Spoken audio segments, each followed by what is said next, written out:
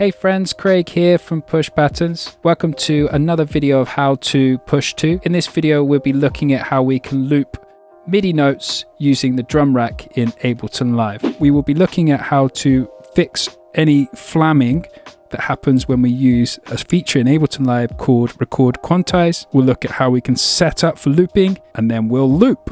Okay, let's get onto the Ableton Live push and see how this is all done. So first, let's load a new MIDI track by selecting the track we want to load it next to. Then we press Command-Shift-T and that will create us a new MIDI track. If we go over to our browser library, select drums, and I'm going to select a 909 kit. Drag it across the empty MIDI channel, and then it's loaded. Okay, so now if we jump onto the push controller, you can see it's automatically selected it. But if we want to select the other ones, we can use these buttons at the top. Another thing to mention when you're recording with the push in record quantize mode, you might receive some flamming or some notes doubling up. There's a couple of things you need to check. So if you go up to your live and then go preferences, to make sure in the MIDI tab or the link tempo MIDI that you in your MIDI port section you have the Ableton Live push user port turned off and the push user to user port input turned off. It should just be selected in the control surfaces.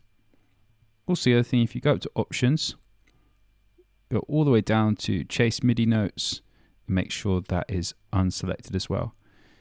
Then you will not get this kind of flamming sort of sound or doubling sound. I think what's happening is Ableton is giving you the note you're playing, but then also you're hearing it correct itself with the record quantize.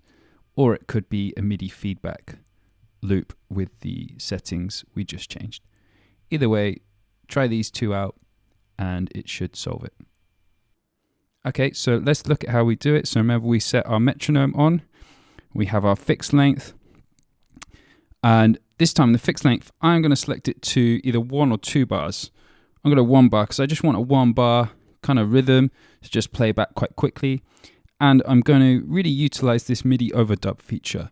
What I mean by that is I'm going to not try and play the whole drum beat at the same time. I'm going to build it up voice by voice. And what I mean by that is I'm going to start with the kick drum, then maybe the hi-hat, then maybe the snare.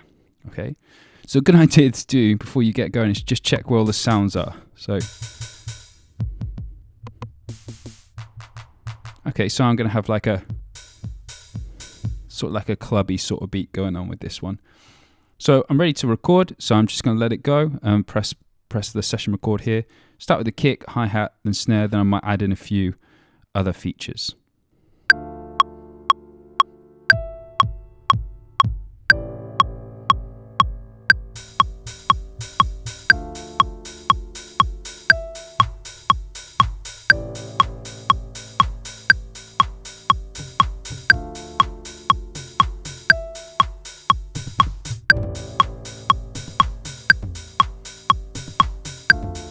I'm going to turn off the metronome. Turn off the record so it plays back. Now I've got my loops going, I can then select session view and go back and turn the loops on and off.